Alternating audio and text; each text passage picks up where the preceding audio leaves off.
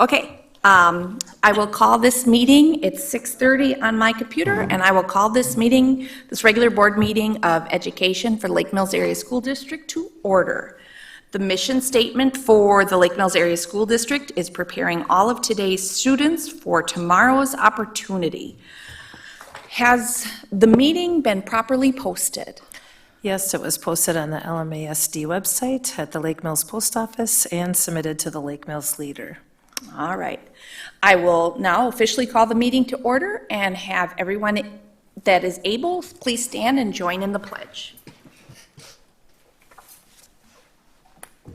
I pledge allegiance to the flag of the United States of America and to the republic for which it stands, one nation, under God, indivisible, with liberty and justice for all. All right, I request a roll call for attendance. Brianna Beslick. Here. Andrea Graham. Here. Ken Eimers. Here. Kirk Lunn. Here. Amy Litcher. Here. Okay, moving on, are there any revisions to the agenda that was posted on board docs? Okay, hearing none, do I have a motion? I'll move to approve the agenda as presented. I'll second. The motion's been moved and seconded. Any discussion? All right, then we can do this one by voice vote. So, all in favor, say aye. Aye. All opposed, same sign. All right, passes. Moving on to board reports. Mr. Ken Eimers, do you have, the clerk, do you have any correspondence? Yes, we do. The district received a thank you note from Jan Vanderheeden, a paraeducator, on her retirement after 32 years of service. So I'll read it here. Thank you so much for the retirement gift. I chose items that had languished in my buy later cart forever, so they were all very special to me. I'm grateful for the 32 years employed in the district. I will miss you all and wish you well. Sincerely, Jan Vandenheden. 32 years, that's something. Yes, it is. And I'm pretty sure she's planning on subbing next year with us. Good. All right, moving on to the Finance Personnel Committee report. Right, and any of the board members that were there can definitely jump in with this, but I thought I would just take the lead with this since we didn't have some of the documents and board docs for the actual committee. So in the attachment, the handbook revisions draft, we just started to take a deep dive, and we had mentioned at the meeting there's not a lot of revisions that really need to be made in the handbook, but per our strategic planning pillar to develop and retain staff, we really wanted to start looking at the handbook and just making sure that some of the things we're doing in the handbook are things that would continue to attract and retain our staff members. So throughout the school year, Tasha and I we hear comments, we see things that maybe don't always work as well and make notes along the way. One of those was the sick leave and personal leave increments, where it just seemed to be a little bit of a hurdle for staff to take a minimum of 2 hours off or a half an hour off, when we really are trying to minimize the amount of time staff are out of the buildings. So really shrinking that down to 1 hour increments for sick leave and personal leave, so that staff can just take the time that they need, be gone, and be able to come back without being away from kids, but also without using up a lot of their sick leave and personal leave, which is pretty precious time. We also had the section on residency, which was kind of a little bit archaic. The residency requirement hasn't been instituted since before Act 10, and that really only applied to district administrators at the time, whereas that was in our handbook for all staff. So we just are talking, just as suggested, to eliminate that. We also looked at the district organizational chart, and we're moving some of the positions around with that, and the attachment is in your files for that. No real major changes, just kind of cleaning up some of that language. Personal leave, we had a lengthy discussion about, do we need to do something different with personal leave? Right now, we last year instituted paying $60 out at the end of the school year for unused personal leave, even though this year was a hard thing to measure because we actually encourage staff to use their personal leave during our in-service days. We were trying to loosen that up a little bit, but we had talked about, is there a mechanism for rolling over personal leave, treating staff like professionals, allowing them to bank some time. If you don't need it in a particular school year, don't use it, but staff, if it's use it or lose it, tend to want to use it, which is understandable. So that, I'm still developing some ideas for how that would look, and we'll bring that back around to the board in the next committee meeting. We cleared up some language with unpaid leaves of absence. It just said days, so we wanted to specify calendar days because it was always a little confusing whether we meant calendar days or work days. And then lastly, we started talking about the professional educators' compensation system. Been reading a lot of research. Once again, post-Act 10, a lot of alternative compensation plans came out. I think every district created one, and now we're kind of taking another look at like why, and is this giving us the results that we need? And with listening to staff and teachers asking to take one more, take something off their plate, another hurdle that they don't have to jump through. We had a discussion about that as well. So no action, obviously, tonight. We'll have one more discussion about that and bring that back around to the August board meeting. One other thing I will be adding to that list is just some handbook language about the bus drivers. So I consulted legal counsel on that. This was something that the superintendent groups were advised on during the year, so just some minor cleanup in some language that aligns to state statutes, believe it or not, regarding bus drivers. So, Are there any questions? Sorry if you already covered this at the meeting. How does the sick leave, does that accrue over the course of someone's career? And Yes. then, okay. up to a certain amount, because then long-term disability kicks, there's different work groups have different handbook rules regarding that, but yes, they are able to accrue that. So we do encourage staff to accrue sick leave up to the amount that they will need for any type of long-term disability. And in the early years when you don't have that much sick leave, we encourage them to take out short-term disability in case there is a long-term illness that would not be covered by the number of sick days that they have. Okay. Thank you. Any other questions? All right.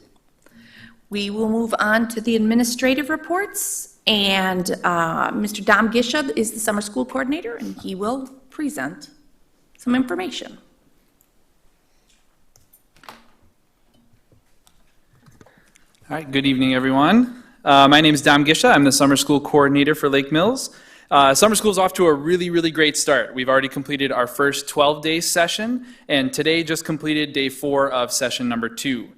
We've had a really great team of teachers, para-educators, high school and college TAs, bus drivers, and secretaries that are all doing a phenomenal job providing unique and exciting opportunities for all of our students. I do have a few stats for all of you. For the next, there we go. So we currently have 417 students enrolled across 66 different class offerings. We have 44 incredible teachers, 21 para-educators, and 23 high school and college TAs. Our teachers have been very appreciative of the extra help in their classrooms, and our high school and college helpers have been really incredible. In addition to our normal summer school classes, we also have some other offerings throughout the summer. We have Camp Invention that runs daily from 12:30 to 3:30, and across the 2 sessions, we have 110 students that have taken that opportunity. Our music teachers have been offering private, individual, and group lessons to nearly 100 students. And our swim lessons started this last week, and we have 118 students enrolled in swim lessons across 5 different difficulty or advancement levels. Our strength and conditioning program has been a big hit as well. We have 220 students taking advantage of working with our teachers and coaches, both in the gyms and in the weight rooms. And then lastly, Luke Wiedenfeld, our high school FFA teacher, and his FFA students held the very first ever FFA camp, which was a 3-day camp last week. Students learned about a variety of agricultural topics, including horticulture and animal science. Are there any questions?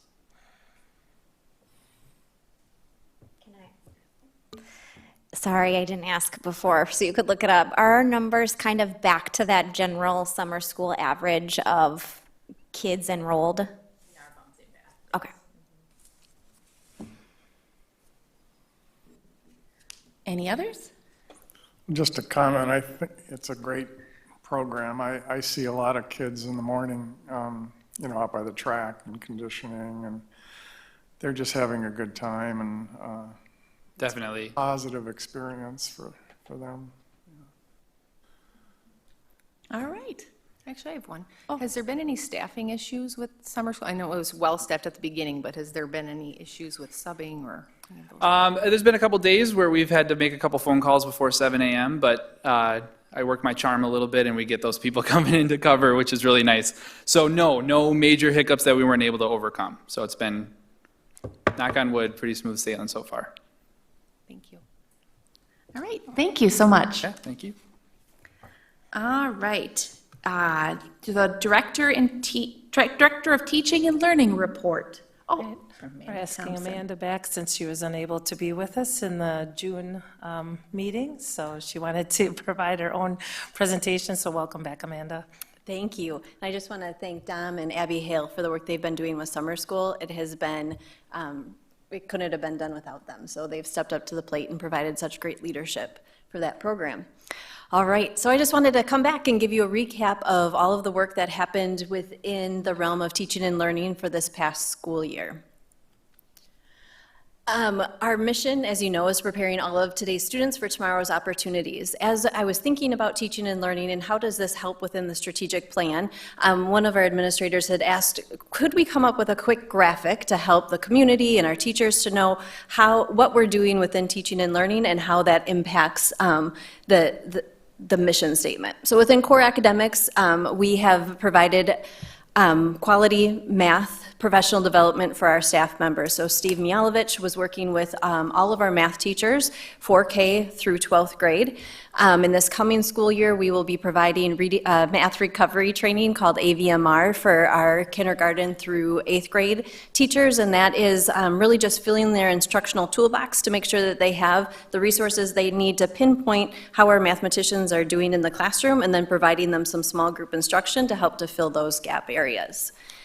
In the social sciences this past year, I worked with all of our 4K through 12th grade teachers thinking about how do we make sure that multiple perspectives are seen throughout our social studies curriculum? How do we avoid a single storyline so we have multiple storylines of how the events in our history have come to be and how that impacts future events within our society? Disciplinary literacy was a huge push this year in grades 6 through 12. We worked with Katie McKnight as a consultant coming in with our teams to think about in each of the core, or all of the content areas, not just the core content areas, how are we infusing reading and writing skills into our curriculum? How are we teaching within a science class how to teach students how to read like a scientist, how to write like a scientist? That's a very different discipline than how you'd be reading and writing in an ELA classroom. That work will continue next year, bolstering up some of the writing that our students are doing. This year it was focused more on vocabulary development and reading strategies. We're next year turning the page to writing strategies. Student engagement, we know that our students right now is the most critical time to make sure that their mental wellness is really at the forefront. So we worked as an SEL, so social emotional learning curriculum, kindergarten through 12th grade. At the elementary school, how that kind of rolled out is looking at our time at the end of the day, which is it's kind of a free play time for all of the students within the building, and our teachers are then coaching students in those social and emotional learning skills. So how do you cope with loss? How do you take turns? How do you develop friendships? All of those things are right there in the moment for our students. At the middle level, they piloted 2 different SEL programs and have decided on a program called In Control. So next year, all of the advisories will be implementing that curriculum at our middle school. At the high school, our advisory with the leadership of Mr. Gisha and our counseling department have implemented a new SEL curriculum, and that happened a couple of days a week during advisory time. So students were working on their social emotional learning skills, but also for each grade level, it really was unique to the skills that they need for their future. So what a senior is doing to prepare for a career in college as their next step looked a little bit different than our freshmen who are just getting acclimated to the rigors of a high school schedule and routine. Our engineering principles, we spent a lot of time this year on computer science. So we looked at our K-12 scope and sequence for computer science. We know that the future of what we're going to be doing for our society is really steeped in computer sciences. The career market right now is they need people, they need our students to come out ready and prepared for their future. So our elementary they've implemented and continue to implement more STEAM activities, so looking at MakerBots and building activities and coding. So we're starting coding as early as kindergarten, and then going into the middle school, working in our tech ed departments, as well as our library and the different skills that they'll be exposed to at that level. And then at the high school, we have a wide range of offerings, but really making sure that they're all connecting together and making sure that students across all different spectrums know about those fields and those careers. They're high-paying careers that really we need. Cybersecurity is a big part of that we want to make sure we have enough people going into those fields. So how can our high schoolers kind of rise to that occasion by the curriculum that we are offering within our schools? And then career pathways. I talked a little bit about advisory and ACP. We want to make sure that our students at the high school level, even before that in middle school, really know about all of the job opportunities that are in front of them. So ACP is academic and career planning. So we launched a new website this year so that families and students can look to see if I want to go into agriculture, what are some of the careers that I would have access to? How much money could I make? Are there new careers being offered? And what would be the viability of going into that profession? So those are other things that we've been working on this year. We've been very busy. Quick question before you move on, sorry. How many credits are required for high schoolers in the area of computer science technology? Do you know that? I don't think there's any as a required at this requirement. point? Okay, thanks. So this is just the plan that we have in place right now for computer science for all. We've been working with CISA 2 on this plan, and then next year carrying that forward with our library and media specialists and our technology and engineering teachers. This will, I think the rest, I'll just do a really quick recap because I said most of it at the beginning. We've looked at our updated standards this year in both math and social studies. We sampled some different materials and teachers were able to make their selections and then updated the scope and sequence. So those updated scope and sequences then go onto our website so they're viewable for parents in the community. This is our vision statement for social studies, that all students will become civically engaged problem solvers who critically examine their roles in local, regional, state, national, and global communities. Through the study and application of the individual disciplines of social studies, students become lifelong learners able to collaborate and thrive in our independent world. It's a very lofty vision. So these are the different pillars within our social studies, the behavioral science, economics, geography, history, and political science, all wrapped around inquiry. So inquiry is the instructional tool that our teachers are using to deliver social studies. So it's about having an essential question that students are thinking through and then doing research to try to figure out what are some possible answers to this essential question. So the inquiry instructional strategy is something that we spent some time on this year in professional development, but will continue to need to grow for all of our teachers. So this is just a breakdown of what is inquiry. And this is the Wisconsin model for inquiry, and this is a standard, so it isn't optional for us. We have to make sure that we're teaching social studies within an inquiry model. And this just gives some more detail of all of the different strands in social studies that our teachers have been diving into, and this is based on our DPI standards. And then these are kind of the highlights of the professional learning that happened this year. This idea of starting with joy before pain. So when we're talking about the tapestry of humanity and all of the different cultures throughout the world, we make sure that we first highlight the strengths, the contributions, the joy of any group of individuals before talking about some of the pain and the hardship. So that would be, if you think about the Holocaust, we need to talk about the contributions of the Jewish people, all of the beauty and joy before we talk about the pain. Engage multiple stories and perspectives. When you think about any event in history, there's always multiple perspectives. So if you think about how the United States came to be, if you think about it from the European perspective of coming from the east to the west, that's one perspective. If you think about it from the Native Americans from the west to the east, that's a very different storyline. So making sure that within our social studies, we're presenting all of those storylines. And then celebrating positive contributions of all members of our society and our world. We, as I said, did some professional development on inquiry through a book study, and then we revised our scope and sequence. Our kindergarten through fourth grade students and teachers will be utilizing inquiry journeys as our curriculum resource to hit the standards of the Wisconsin standards and the scope and sequence. Fifth through eighth grade will continue using TCI. That's a program that we have used for many years. And our ninth through 12th grade, our high school teachers use a wide variety of textbooks and resources, but they are able to purchase some new updated materials. And then math. This is our vision statement for math, that all students see themselves as confident doers and learners of mathematics, supporting our vision to be college and career ready. Students will develop deep mathematics understanding so they may experience joy and confidence in themselves as mathematicians. Students will develop as mathematicians through math practices and content.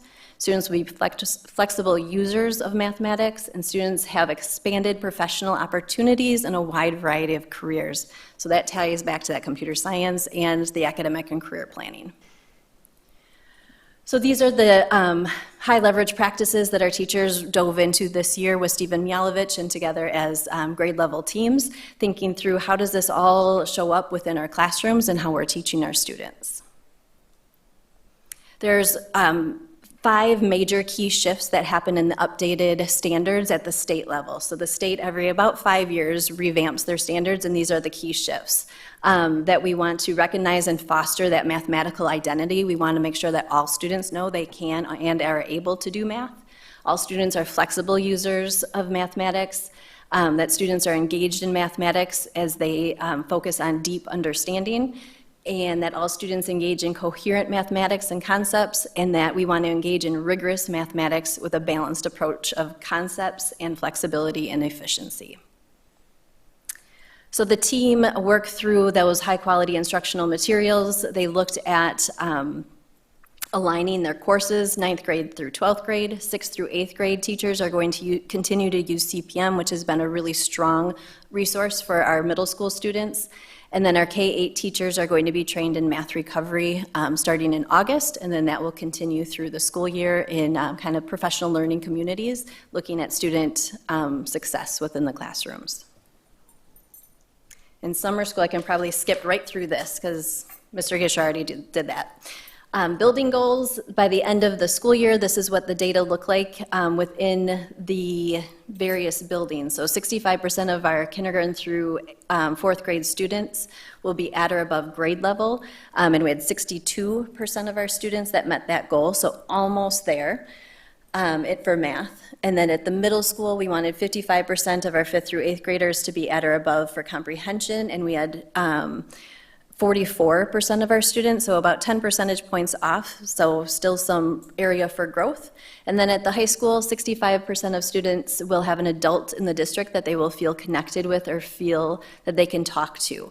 And the final result is that we had 77% of our students at the high school saying that they felt connected to at least one adult at the high school. Okay, any questions? That was a whole year's worth of information. Was the 77% for the high school, did you say? Yes. Yeah, okay. Another question. You mentioned coding for actually as young as kindergarten. up. Is that literally, starting to program? Yes, so I had the opportunity this year, I was in the library every Friday for a kindergarten class, so I was able to see how it starts at the beginning through picture book development, but then they go and they program a mouse to get the cheese, and then from there they go to Junior Scratch, and that's a coding program that they code to make different animations. And Andrew, you probably know more about this than I do, but animations of like a robot that can walk and move forward and backwards. Great. It's very age appropriate and not as scary as it sounds. Nice. Yeah. I had a couple questions about, well, I guess knowing that the state doesn't require for graduation those engineering classes, just thinking about how can we encourage kids to take those, and That has been my year-long kind of thought process, because it's so very important. So I've talked to the middle school tech ed teacher to think, how can we get more students into this program? Talking with our middle school art teacher, how can we infuse more engineering type activities and skills within our art program? Because between those two electives, we're going to hit a large number of our middle school students to get them thinking about engineering.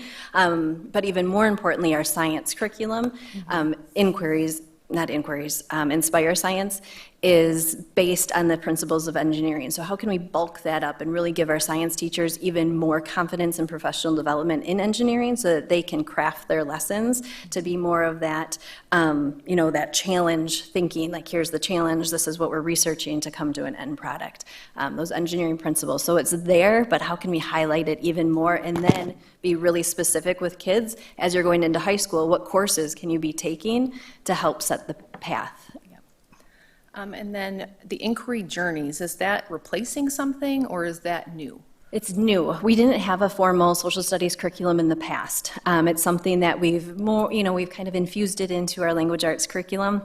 But at this point in time, it's really important to all of us that we make sure that we're highlighting key indicators of our social studies standards as young as kindergarten. We want to make sure that in kindergarten we're teaching kids about our community and their place and space. How can you make contribute to your community, and then building that all the way up to 4th grade. It's a really it's an engaging curriculum that we were impressed with. We tried out a couple of different and piloted them in the classrooms, and this is the one that rose to the top for all of the teachers.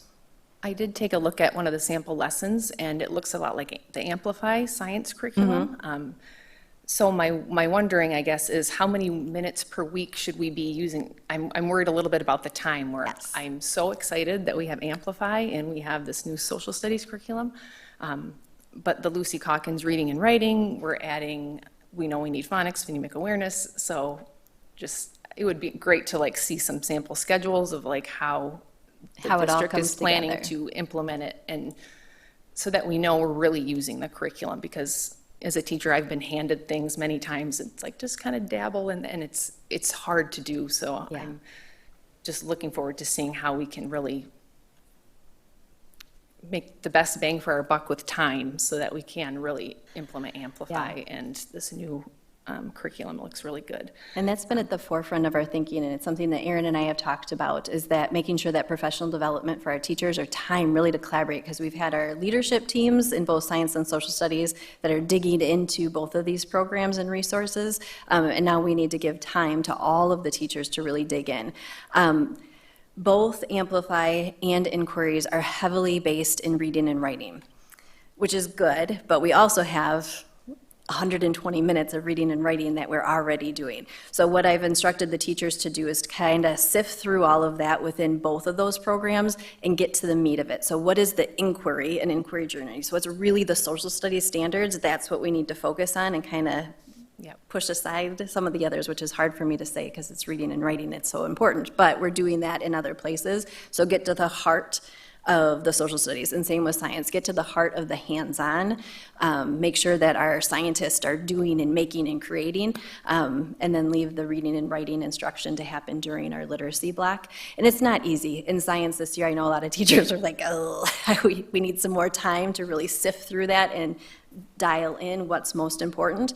So our teachers this summer have taken time, we have a curriculum warehouse for them with like hyperlinks to all of the lessons and the resources, and to say like, teach this, not this. What are the pieces of this puzzle that are most important to our scientists and to our historians? Or I was thinking vice versa, just teachers having the autonomy. If we really feel like that lab report is like, okay, maybe we're not going to do Lucy writing today and we're going to Yes. do that science Yep. writing. And then one more thing, the math recovery training sounds really great. Is there any long-term plan for the district to maybe get a math interventionist in elementary or middle? Is that? We talk about it all the time. I think it comes down to a budget issue, is being able to find the money to be able to do that. But yeah, I've It would be a worked with goal. math interventionists, in prior districts, and it's definitely an asset for not only the students, but really the teachers overall. Okay, thank you. And thank you for all of your work in the Yes. district. It has been my greatest joy, so thank you for allowing me the opportunity to be in Lake Mills and to give back to this community. Right? Thank you, Amanda. Are there any, I'm sorry, are there any other questions? Oh, so, there, all right, thank you so much. Thank you.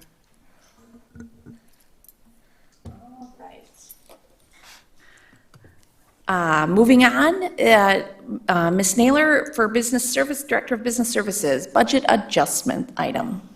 Okay, so I'm going to actually report on two things tonight. So I'm going to report on the 21-22 budget adjustments and give you a little update there, and then also touch base a little bit on next year's budget.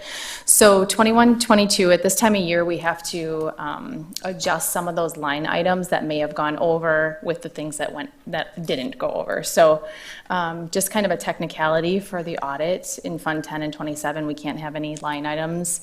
I won't get too far into the weeds with the details, but we have to kind of, there's items that went over, and then they were in the areas of curriculum, general administration, instructional staff services, and special education.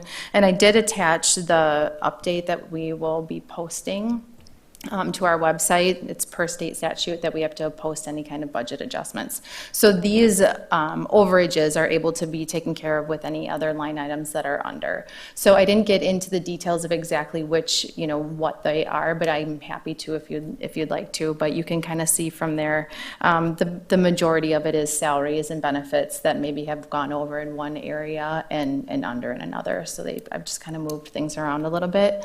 Another one was some coding for ESSER 2. That was just a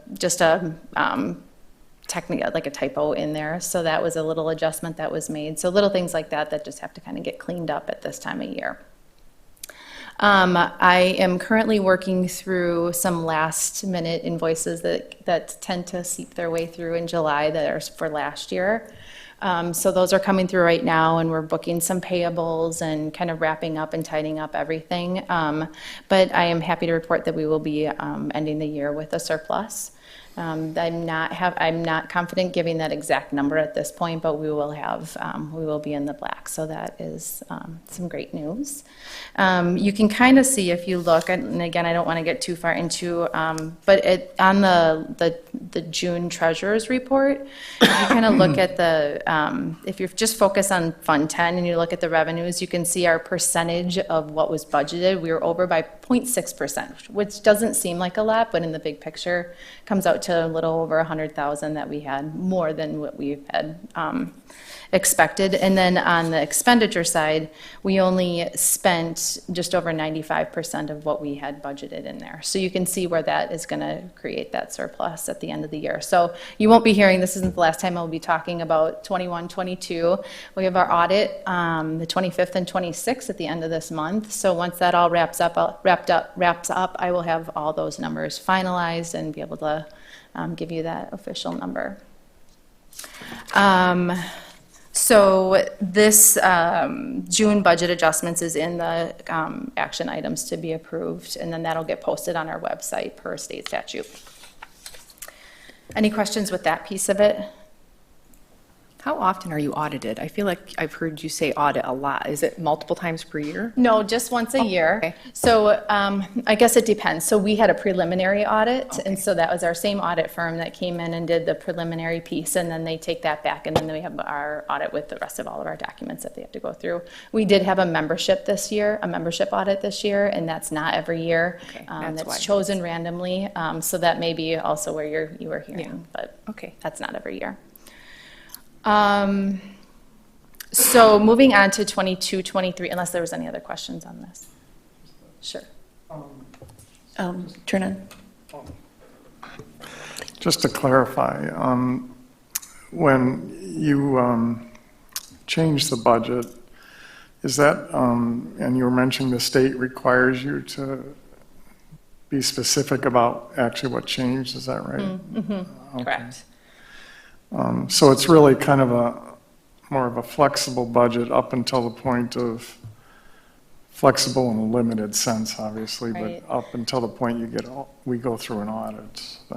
So anytime we move funds around between a function in the coding, so for example, if we move something from undifferentiated curriculum to regular curriculum, so for example, in elementary school is all that undifferentiated. They don't have they're teaching kind of all subjects, or at the middle school, they're in a different code. If we just move $1,000 from one to the other, we need to report that, have it approved, and post it. So something as little as that. And some districts do budget adjustments every single month to do that. It's not something that we've done here. We've done our regular budget approval at the beginning of the year, October adjustments when we have our final numbers for the year, and then the final one at the end of the year. And it seemed to work well. Happy to talk about, if we would want anything to be changed with that process, but that's how it's worked out here for us.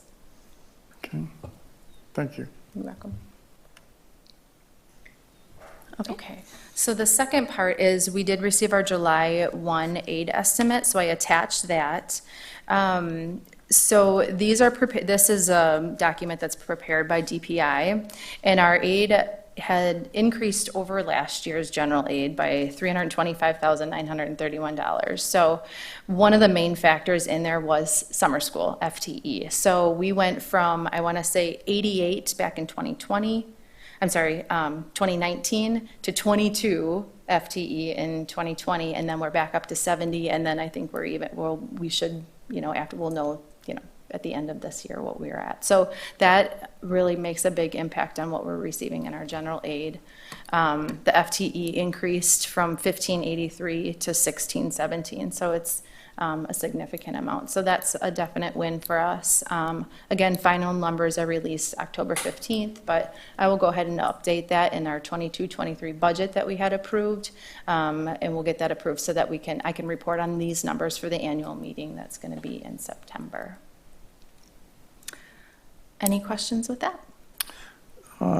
Just one, the additional funds that Governor Evers provided us for this last school year, does that process just restricted to this last school year? And No, not necessarily. It's recorded this school year, but it's part of what I will explain next time I report on last year is what's contributing to that surplus that we have was those extra funds that we received. But that goes into our fund balance, and we can have discussions about, what we may want to do with that. If we want to leave it there, we can have lots more discussions about that.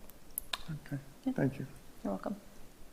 When does enrollment officially start for this next school year? Like, is there an official date that people are enrolling, or? That, I would have to look at the dates. I don't know. Or do we already, are our numbers pretty solid for what we know is going to happen for the fall? It's Yeah, not. I would say Okay. they're pretty comparable to last year. I mean, there's some grade levels that are up and increasing, but say. Enrollment's I mean, happening, it's kind of. We don't, right. fluid. It's usually that last week of August when there's sometimes a last push where you get the new enrollees. Usually it's pretty quiet in July yet, but as we go through the month of August, we really see things start to pick up as far as new enrollments. Okay. I was thinking, when you said that, Andrea, I was thinking registration. We do have Yeah, set sorry, dates for that. registration, yeah. So that happens in August. Okay, thank you.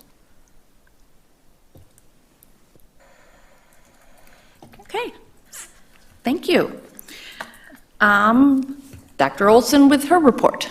All right, I'm just going to go through this quickly. So one thing we've been working on, we're talking about a lot with the strategic plan, and it seems like now that this next school year, we're finally able to focus on prioritizing that. Just with the pandemic, it's taken a lot of time, so I'm looking forward to really putting the actionable steps into place with our strategic plan pillars. And once again, there's our copy of our strategic plan, and you've heard me talk already tonight about the developing and retaining effective leadership and staff. One thing I would say is as we work through with our different groups on the action steps for this, you'll see a combination of qualitative and quantitative data used to measure our progress on each one of these steps, especially on the last three pillars. It involves community, it involves staff, so we'll be using two different kinds of measures. So the one that I wanted to share with you tonight, so we did a survey with our staff, just our teaching staff and paras right at the end of the school year. So with that being said, we got 66 replies with our survey. So obviously not a large cross-section of our entire staff. Next year we'll include all staff with that. But I wanted to just walk through what the results were of that survey, knowing that in the fall, which is just around the corner, we'll administer a more comprehensive survey to staff, which will include our bus drivers and food service. The reason we didn't include them in the spring is because typically our food service and bus driving staff do not check district email as much. So we'll be communicating them with paper copies and handle that in a little bit of a different way. So we're going to still use the results of this spring survey to benchmark what we'll be doing for next year. And I just included a quote on the next slide that says, "I am convinced that nothing we do is more important than hiring and developing people. At the end of the day, you bet on people, not on strategies." So people are our number one resource in the district. And just basing some of this work on some national research. So I was reviewing the Baldrige Criteria again, and Baldrige is what business and industry use to benchmark how are they doing as leaders. And so I pulled out the 4 key questions that guided this survey. Is, are your processes consistently effective? Do your approaches address your organization's needs? How good are your results? And is your organization learning and improving? So on the next slide, I've just given some demographic data of who took the survey. So out of the 66 responses, the majority of those were teachers. You could see from the number of years they worked in the district, that kind of spanned the number of years. And then it went around the 3 buildings for the most part pretty equally. So on the next slide, the survey data, we just started with some really basic questions this year that they do use with the Baldrige survey. So I'm familiar with the district's mission statement, just making sure at the very basic level as we go forward with the strategic plan. Are you familiar with that? So you can see the results there. On the next slide, are you familiar with the district's vision statement? So somewhat similar data with that. And then I have a good understanding of the district's strategic plan, so we were right in the middle.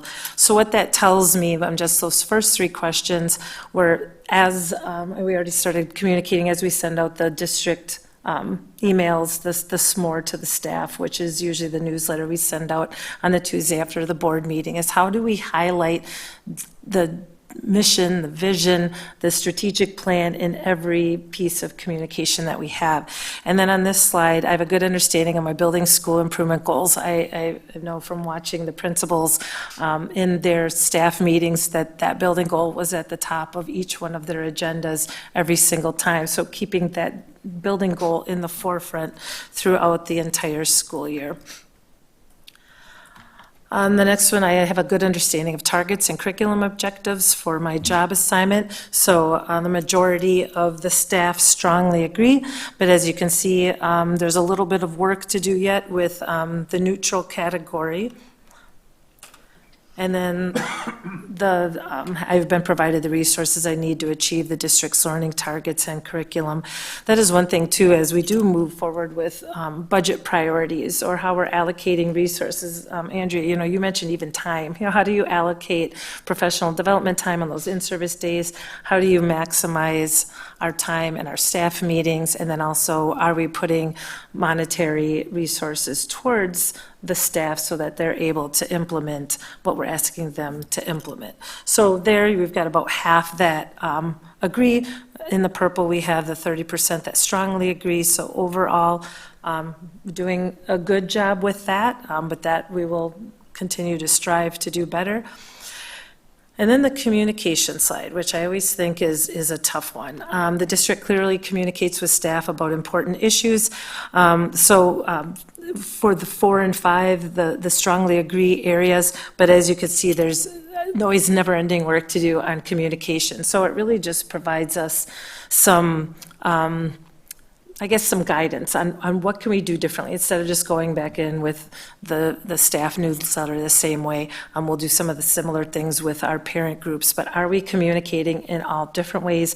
Are people receiving the communication even though we send out the newsletter on Tuesdays? Are people actually opening it? The nice thing is the SMORE, which is the platform we use, allows us to track data so we can see how many of those emails were open, but we can also, as we include hyperlinks in there, see how many people actually click through and open the links in there. So we will also be using that data as benchmark data as we go through to just make sure, okay, we're putting this work into these newsletters, but are people actually reading them? And do we have an appropriate place to store them? And do people know where they're stored on our intranet so they can go back and read them? Because as you know, you get emails, and if you don't, you just pass them by with good intentions to go back and reread them, and everybody's busy, so that doesn't always happen. And then how do we communicate in other ways? Maybe it's me going into more staff meetings and doing some verbal communication. So I just, on this next slide, brought out some of the Baldrige criteria, and like I said, I've used Studer, I've used Baldrige, but just this is more for me as I lead the admin team and just looking at how can we continually improve and get better, and what are things that I need to do as a leader to provide what the staff needs. All right. And then, so finally, the next steps that we're working on is we'll be meeting with middle managers, with the admin team as well, developing goals for all of the departments, including all support staff and communication and department goals. So email is not the most advantageous way to communicate with all of our work groups because they are not all full-time people and they don't check district email when they're very part-time. So how can we communicate with them differently? Develop strategies to hire for diversity. That is something that we are lacking on. There's a lot of research regarding the benefits to all kids when we do that. And then strengthen staff development for all of our work groups. Right now, we were really focused on the teaching staff. We had some staff development for our paraprofessionals.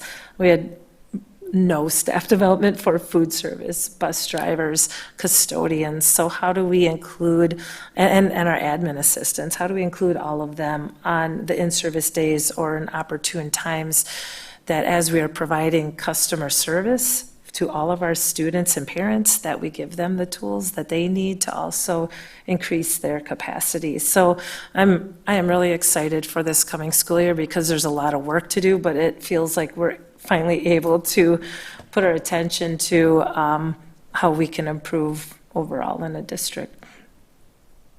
I think that was the last slide. So that's kind of a quick overview. I know on some of those categories, I'll be working with the board to develop those goals, especially the aligning resources with needs as we work through the facility committee meetings, and then also with the second pillar as far as retaining staff too, which involves handbook issues and compensation. One of the things I noticed in the responses was just the subbing issue was hard this year. I mean, it's for multiple years, it's been really hard. So I was just wondering, is there anything specific that we're doing now to try to head that off before next year? Are we like trying to recruit, or are we offering a bonus or increasing, I guess, what's the plan? So when we were able to hire full-time subs last year, I mean, that was a gift. I mean, we ended up using a lot of our full-time subs into long-term subbing positions. So with that, strategically, we won't post till probably mid-August, because most people that have a teaching degree are still looking actively for teaching jobs, including our own long-term subs. And so we'll put a big push out there to recruit long-term subs, full-time subs. Again, I shouldn't say long-term subs, but those full-time subs. That was very helpful, because we were able to work with them and train them. They got to know the teachers. They started to know the kids. So it's just a better all-around situation than some of our day-to-day subs. We still have a lot of our retirees that are subbing, but I think the other part of that too is being able to now incorporate volunteers back into the classroom as well. That extra set of hands is really, really important. And just in the last 2 years with the pandemic and requiring masks and COVID, just all of that wrapped together, either people didn't want to expose themselves to that or didn't want to come into that environment. But I think going into next year, that'll give us a nice opportunity to do, to heavily recruit in both of those departments, volunteers and not only just teacher subs. I would say our paraprofessional subs are just as important, if not more important, because those positions never got filled. In fact, I know Melissa subbed a lot for our special ed paras that were out, because we can't go without our special ed paras. And so that was a burden on our administrators, who did end up subbing in both of those positions quite a bit last year. So you're right, that continues to be a concern. Do the full-time subs get benefits? We did this year. Okay. That was, we actually put them on a one-year teaching contract, and So then it's a gave them all the salary? same benefits, Okay. yes. Yep. Okay. And that seemed to be really appealing to them. They were committed. We were able to move them around a little bit more at the last minute. As you know, when you're teaching, when a sub commits to a classroom and then you have to move them a half an hour before school starts, they really do not like that, because they've picked a job, for a certain reason. They either want to be in this first grade classroom or they want to be in this art classroom. And when you ask them to move, that is just not appealing. Whereas our long-term subs, we were able to do that at the last minute when we saw what is the priority for the positions that need to be filled. They were willing to do that a little bit more. Thank you. Other than, I read through the comments as well. Are you addressing or plan to address the frequent brought-up comments and going forward? Yeah, we definitely will take a look at those as an admin team, and just looking for the trends. It's always hard when you've got the anonymous surveys, and then you always have the few comments where some of them I think were items that we could address. Some of them, I'm not sure where that was coming from, because I didn't think some of the information was quite accurate. But like the more some things that frequent, were- there was one Right. that was much more frequent. Right. So, yeah. Okay. What is the steeping wellness? That That's- came up a little bit. The steeping wellness program? Yes, Sorry. that was one, and that was one that we started for the employee wellness, and we just started that in Does January. it take money off of your? We used a little bit of the ESSER money just to start doing something, especially at that time of the year with wellness, but I think just people were overwhelmed, and we were still doing a lot of things virtually, so it was one of those things where, it was an email and strategies, and I think people just, they were So good overwhelmed and intentions, didn't but do didn't that. always land. So we didn't embed that fully into the staff meeting times and things like that. So it was, and we knew that when we implemented it. We said we're not going to wait till this coming school year to implement it. We want to try to give people some resources, but it's something that we don't want to completely quit yet this year, because we didn't fully implement it. So we'd like to give it a try yet for one more year to embed that into all areas. Are there any other questions? Can you expand on that a little bit more? Like, what do they have to offer that we could implement more? So they gave strategies for managing stress, I would say, is probably the overwhelming piece of it. And they also, it was a video that they put out, and so it was kind of a video podcast. So there was different strategies for managing financial wellness, managing your stress, managing your workload. They started out with different either grounding techniques or breathing techniques and things like that. I think there's some of that in a staff meeting, when you're doing that with staff, you can implement that a little differently. If you're sending me an email and telling me to watch something and I'm already overwhelmed with my work-life balance, I'm probably not going to choose to read that email and watch a 10-minute video as they go through strategies on that. So we were looking for ways that we can implement that differently. I would say also the Wellness Committee wasn't in full force this year as well, so that is something, talked with Tasha about that, maybe that's a paid commitment, so that we do have a commitment from a cross-section of staff and that we get feedback on. Getting feedback from the Wellness Committee and the staff was just a little trickier in that area, and I think a lot of it was everybody was overworked and overwhelmed last year. So I think we still need to find ways to help staff manage wellness and stress going into this year. Do we have a contract with them, or, okay, and how long is that? It's for the year. Okay, it's on yearly. Yeah, and it's not a great expense. We did our research on them. They've had really good reviews from other districts. I think personally, we just need to be able to implement that better going into this school year. Okay. We offered it, we didn't really reinforce it. Right. Okay, any others? All right, moving on. Do we have anyone signed up for public comment? All right, then we will move to the consent agenda. Frozen. Here we go. Does anyone, would any individual consent agenda item, any board member want to separate out any agenda item on the consent? All right, do I have a motion? I'll move the board. No, The month's consent agenda. turn on the mic. This month's consent agenda includes the, Yes, I will read that. Sorry.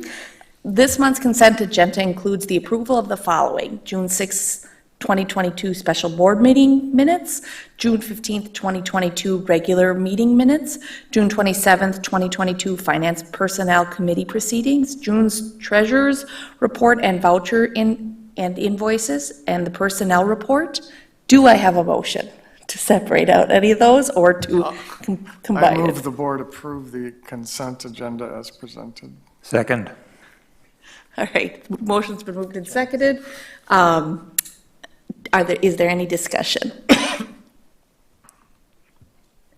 Okay, then can I have a roll call vote? Brianna Beslick. Aye. Andrea Graham. Aye. Ken Imers. Aye. Kirk Lund. Aye. Amy Litcher. Aye. All right, motion passes 5-0. So then we will move on to the action items for tonight. The budget adjustments for the 2021-2022 school year that were talked about earlier in the meeting. Is there a motion?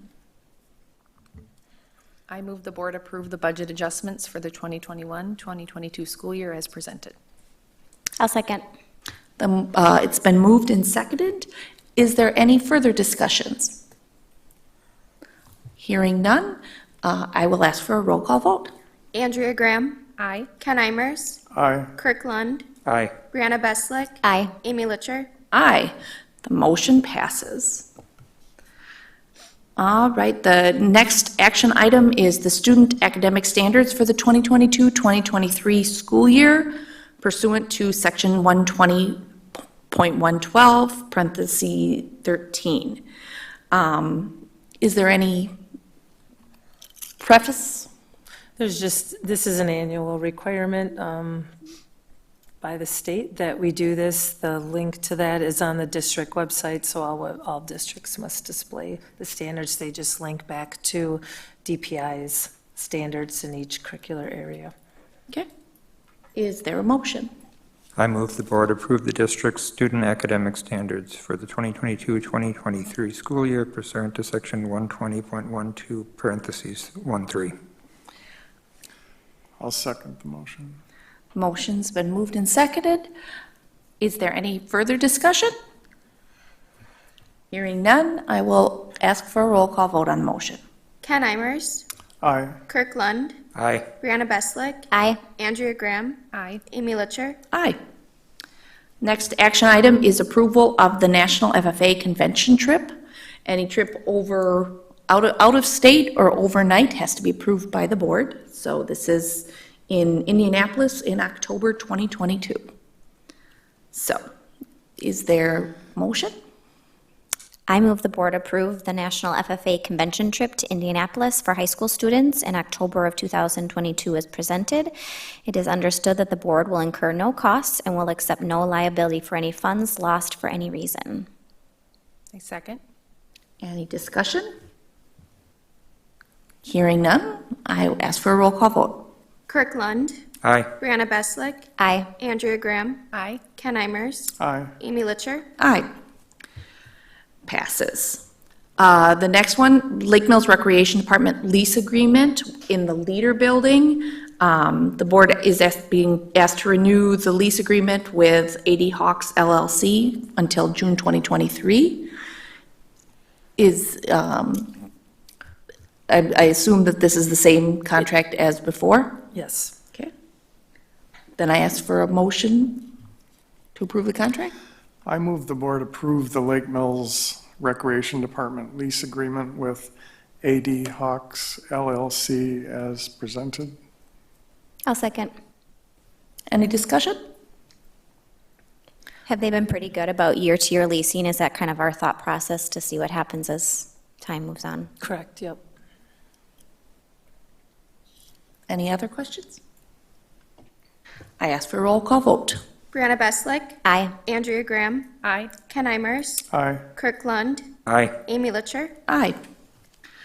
Finally, the gifts for action items. Again, the public is so generous with the school district, and we happily accept any gifts and every gift offered. Well, maybe not every, but, so. I move the board approve and accept the following gifts and thank those generous donors for their continued support of the students and our programs here at the Lake Mills Area School District. Our first donation was $387.44 from the London Moravian Church. Our second one was a donation of $600 from the Tyranina Ladies Club to the mill at the high school. I'll second the motion. Any discussion? If not, I ask for a roll call vote. Ken Imers, Aye. Kirk Lund, Aye. Brianna Beslick, Aye. Andrea Graham, Aye. Amy Litcher. Aye. Future agenda items, do we, for the next meeting, is there any agenda items that, Nothing pressing. I think the budget still will probably be the main agenda item that we'll be looking as Tasha closes out last year's books and we look forward to the following year. So I'm thinking next year or next month we'll still be wrapping up any hiring. The hiring for professional staff is complete, but we will be looking at hiring paraprofessionals, and we purposely wait until August to post those positions just for recruitment purposes. We don't try not to hire them too far ahead, so we'll be hopefully starting to secure some of those positions. Otherwise, we're getting ready for back-to-school time at that point. will the next meeting have the approval for or discussion of the potential referendum? Oh, correct, yes, that is a pretty major item, thank you, Amy. Yes, we'll have presentations by Brian Brewer, and then also the folks from EUA and Findorf as we present some final numbers for the referendum. And then any update for the healthcare conversation that was happening with the healthcare costs, or would that be at a personnel? That'll be later. Committee. Excuse me, we still have to have the third meeting, Okay. which is going to happen in October. Okay, So that'll be later on. thank you. All right. Then we need to move to executive session, and I ask for a motion to move to executive session. I move the board adjourn to executive session pursuant to Wisconsin State Statute 19.85, parentheses 1, C, E, and F, considering employment, promotion, compensation, or performance evaluation data of any public employee over which the governance body has jurisdiction or exercises responsibility, specifically, parentheses A, elementary principal contract, B, director of student services contract, C, dean of students contract, D, letter of assignment for middle managers, or E, approval of executive session minutes. I second, and good job on that. Do we need a roll call vote to go in? Okay, then I ask for a roll call vote. Brianna Beslick. Aye. Andrea Graham. Aye. Ken Eimers. Aye. Kirk Lund. Aye. Amy Litcher. Aye. We will move into executive session.